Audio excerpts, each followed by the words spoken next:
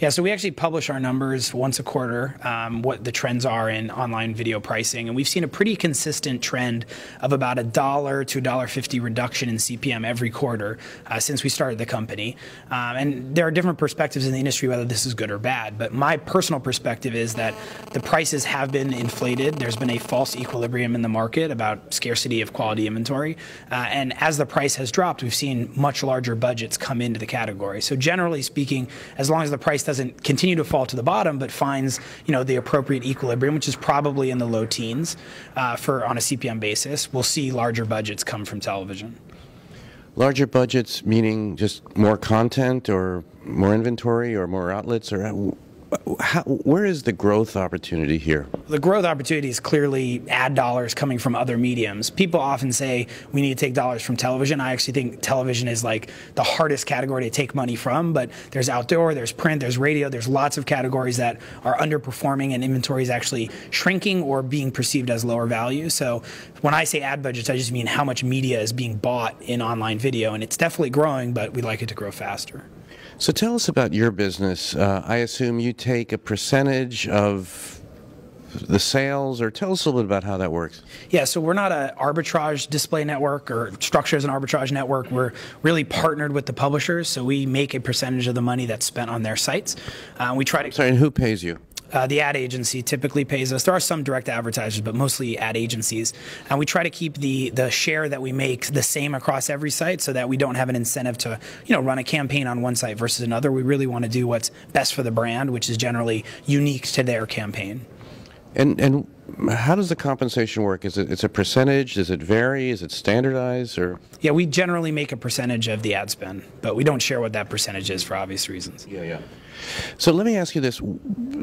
Pre-roll is still reigning supreme. Overlay, what's happening? What are the trends you're seeing in terms of in-stream media units? Yeah, I think overlay is irrelevant from our perspective. It's never been a significant portion of the business. If you take YouTube out of it, it's basically zero. So the main business today is in-stream and in-banner video.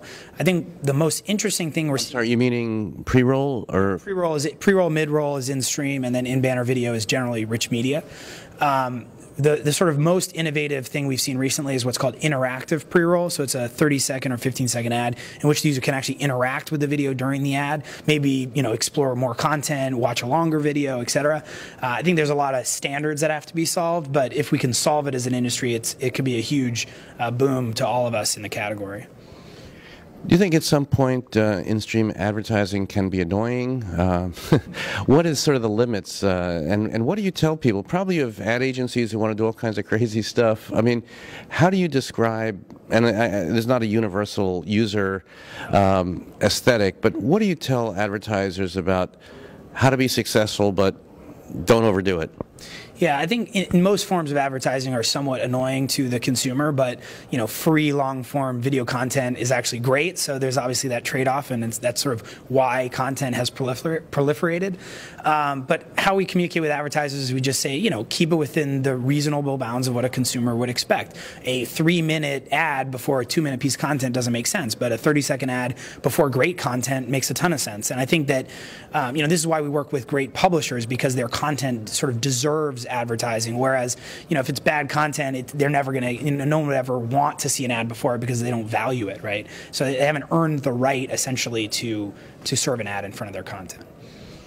And tell us about standardization. Are we in a good place? Is there a lot more work to be done?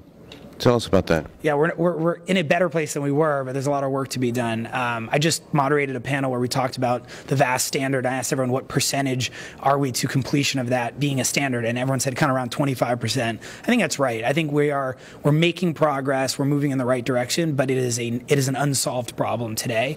However, once it is solved, I think it'll help everybody in the category because it is a huge barrier for advertisers today. Tell us about BrightRoll, just sort of some of the latest developments, metrics, updates. Yeah, I mean, the few big announcements for us recently have been performance pricing. So we have a cost per engagement, cost per completed video, and cost per click product, which really helps for performance marketers and people who want to buy on something other than traditional metrics.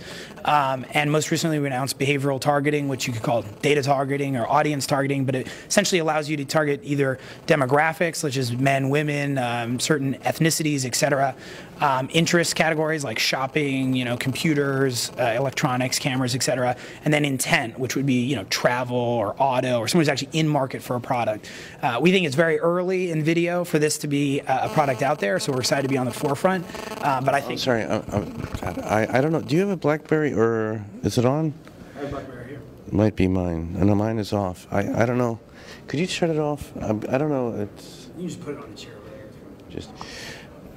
I got a little bit of interference. So let's just take that. Let me, Todd, tell us a little bit about what's going on with you, some of your new announcements, and where the company stands. Sure. Yeah, we just announced performance pricing, which for us is cost per engagement, cost per completed video, and cost per click pricing.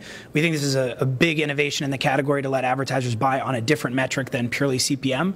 And we just announced behavioral targeting, which some people call data targeting or audience targeting, but it lets you target 3 segments. One is demographic categories, men and women, age groups, interests such as computers, electronics, digital cameras, shopping, etc., and then intent. So I'm in market for an automobile, I'm in market for a purchase, travel to Hawaii, etc. We think this is going to be a huge part of the business over the next 2 to 3 years, and we're happy to be kind of early in the category. And tell us a little bit about traffic. The scope of your business now. Yeah, so we were measured by Comscore for the first time in April, and in May we were the 3rd largest video property as measured by Comscore. We're fluctuating somewhere between 3 and 9 in the list, which excites us because it means we have the same scale today as Hulu, AOL, Disney, and other major properties. Like display, we will be larger than all those properties within the next 6 to 12 months. YouTube will still be #1; they're just so massive, but we will definitely be in the top 2 to 5 for the foreseeable future.